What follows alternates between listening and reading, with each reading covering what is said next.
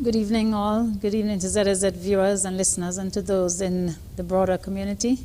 A special thank you to our Prime Minister, the Honorable Timothy Harris, for taking time to invite the Chamber of Industry and Commerce to be a special guest this evening. It is indeed our pleasure to be here and for me to represent our organization in that capacity as President. I'd like to say good evening to Mr. Abia Samuel, Coordinator of the National Task Force, who we work very closely with over the past several months, and to Mr. Terence DeCosta, one of our local farmers. Good evening to all. As we know, the current pandemic continues to have severe impact on the business community and ultimately the people of the Federation, and specifically the tourism and hotel sector. So I'm here this evening following up on the consultative process on Friday last, where the Chamber presented a lengthy document on the topic which we were asked to speak to, which was the recovery of the economy after COVID-19 and throughout. I won't get into the lengthy details, but I have tried to deliver it to you in a very short form, and so we can get through this evening in a quicker fashion and answer any questions thereafter. According to the Eastern Caribbean Central Bank, the Federation's economy is expected to contract by as much as 15.2% in 2020. A partial recovery is estimated at approximately 6% in 2021. However, that is not definite and is dependent on the recovery process worldwide and the impact of COVID on our source markets, which, as we know, are England, Canada, North America, who are all suffering heavily from the virus, and many borders have been closed. Our tourism sector continues to suffer in that regard, and that accounts for as much as 28% of our GDP. So this will not fully, our economy will not fully return to where it was pre-COVID, 2019, pre-COVID, for quite some time. And this has had a significant impact on the government's fiscal balance, which has drastically deteriorated this year in 2020 due to the revenue loss, specifically from the tourist sector, and in general, the ability of businesses to pay taxes. Smaller unincorporated businesses, who we know have had stimulus packages to reduce their taxes from 4% to 2%, and the larger sector, corporate tax, from 33% to 25%. The Chamber welcomes the announcement by our Prime Minister recently of another VAT Day, which is slated to be December the 18th, 2020, despite the limitations in government's revenue loss over the last 8 months. As households' income is very limited, we do not expect as a Chamber and a business community to have as robust a shopping day as previous years, but we do ask our partners and others in the business community to join the government, as is customary and within reason, to offer the best discounts and deals that they can to allow many of the community to have some simple pleasures of a Christmas season. The Chamber is also pleased to have recently launched its own CIC feeding program initiative, where we raised over to date $44,000 towards food vouchers donated to our partners. We developed a relationship with the Red Cross and the social services and distributed these vouchers throughout the island of St Kitts and Nevis. To date, we are still open to any further donations, and as we get any further donations, we'll certainly continue to distribute those vouchers to the Red Cross and to social services. I would like to especially thank Ram Supermarket and Value Mart, two of our main Chamber members who donated as much as $20,000 and $10,000 in vouchers to give back to the community. So I think it's important that I do single them out this evening. The CIC maintains that a nation's economic health is dependent on a healthy nation and a healthy workforce. And we'd like to commend the actions taken by the government and the Ministry of Health in ensuring that health was its #1 priority since the onset of COVID-19. We simply cannot make any headway in the recovery process or an attempt at economic recovery if our people are not healthy both mentally and physically. The CIC suggests an approach to recovery that involves actions that can be taken over a short, medium, and a longer term. This would allow better development and implementation of measures that will have the desired impact using our financial and human resources. In the short term, working with the government in the following areas we feel could facilitate a faster economic recovery in 2021 and beyond. One, improving our business environment. We're fully aware the pandemic has affected all countries worldwide. However, we do need to continue to compete for foreign direct investment. Countries that have favorable business environment will attract those investors. And we look forward to working with the government to improve our doing business ranking, where we rank 139 among 190 countries. And over the next 2 years, the CIC would like to see an improvement in the ranking to less than 100 within the next 2 years by taking actions such as registering a property, resolving insolvency, enforcing contracts, getting electricity, etc. And equally important is the establishment of a one-stop shop that will provide all the information for investors wishing to establish and operate businesses in the Federation in one location. All processing of documents for the said purposes should be conducted in that facility. The Chamber has already been approached by government to engage in the discussion on how we can improve productivity in the public sector in this Federation. It's very encouraging news for us, and we are working within our organization to assist Ambassador Van Samry with valuable feedback for this exercise going forward. Secondly, we suggest that we increase the use of technology to increase our business efficiency.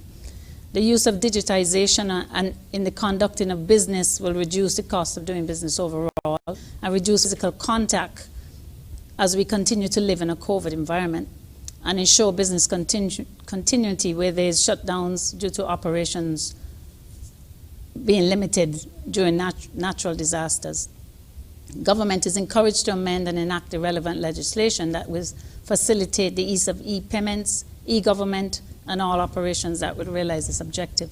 We know to date that some government sectors have already gone in this route, and it is working quite effectively for Ministry of Finance, where much of the taxes can be paid online from the comfort of your home or your home office. The ECCB has commenced this process with its digital currency project, and the private sector is participating in the pilot phase of that service across the ECCU in the very, very near future. The reduction of corporate tax is a matter that we have been discussing with the Prime Minister and the government in an effort to further make St Kitts and Nevis attract further foreign direct investment and in the offshore sector. Updating and implementing the national manufacturing strategy. Mr. Samuel this evening spoke about the manufacturing sector getting back to work. That is a division of the Chamber, and so we have monthly updates from the manufacturing sector, and I think we're almost at close to 90% of that sector going back to work. However, over the years, more than 35 years, the manufacturing sector has made significant contributions to our economy. But what we've seen over recent years is the sector's contribution to the GDP declining from 9% to just over 6% due to the closure of a few factories. It is also a major employer, accounting for over 3,000 persons, more than 95% who are women and single mothers. Since COVID-19, the shift in market requirements in the US in particular has impacted negatively on the demand for some of these products. So it is incumbent upon us as a country and as a chamber that we start looking further beyond, looking how can we encourage the establishment of MSMEs in manufacturing, smaller micro businesses, cottage industries, increasing and encouraging our local consumers and to consume our own local manufactured products, clustering and supply chain management, market research, reduction in energy costs by encouraging incentives within the use of renewable energy resources like solar energy. Linked to this, we could have the enactment of legislation that would allow for feedback in the tariff for the sale of excess energy by private suppliers back to the national grid. We also encourage incentivization of technology-based businesses. We are very smart people. We have much talent. We've seen much of it actually raise its head even further during COVID. Many young digitized companies, many young people who are well skilled. And we think it's paramount that Kittitians and Nevisians are encouraged to look outside of the traditional realms of employment in 2020 and beyond. And if we can leverage technology to give way to development of new remote service offerings in digital banking, consulting, IT, photography, videography, etc., it is critically important that the reorientation of local skill sets to allow for more valuable chain additions with the use of technology. To do this, we can shift our education system to marry a more skill-based method along the practical applications that students are learning. I think if they can have a hands-on feel of what is it they're actually learning, I think it will shift their mindset to become entrepreneurs, to have more passion about what they're actually learning, and to touch and feel as they go along. So we're encouraging government to set up a seed funding programs to inspire young people into these types of businesses that will require very little upfront capital to get these types of businesses started. They're not very capital intensive. Throughout this process, the private sector will avail itself to provide internships to students to fit as seamlessly as possible into our business community and to get exposure and experience to set a foundation to one day hopefully develop and want to be their own entrepreneur. Facilitating trade further. The trade facilitation agreement, looking back at our the relevant articles of agreements that reduces unnecessary red tape and bureaucracy that delays the clearing of goods at borders. So the WTO trade facilitation agreement, if we can improve in those areas, we believe these are other sectors that we cannot rely so heavily on one sector going forward, but rather diversifying ourselves further. Construction is critically important to this sector, to the economic activity, and I think in 2019 it contributed somewhere in the region of 16%. Although the data for 2020 is not available at this moment, it is obviously declined in both the private and the public sectors. However, due to lockdowns and curfews, that sector was allowed special, I suppose, permissions to get back to work as soon as possible, and we know how critical that sector is. However, capital projects such as the Island Main Road and the work at RLB continue and provide employment in that and activity in that area. The agriculture sector, we have our guest this evening who would speak to farming. The Chamber does have a seat on the marketing committee of the agriculture sector, and that has been very welcomed. There is a need for us to diversify the sector to meet some degree the consumption requirements in the Federation, and we hope that in the long run, as we develop and grow in this area, that there can be a broader scientific approach to agriculture on a larger scale, nationally, regionally, and even eventually globally, if we can produce for the demand. However, we need to feed ourselves first and reduce our food bill, our national food bill, and eat healthy. Tourism, well, that's a given. The need to, I think, what COVID-19 has done is has made us all introvertly looked outside at tourism in the long term, a more sustainable approach to that sector, a broader look.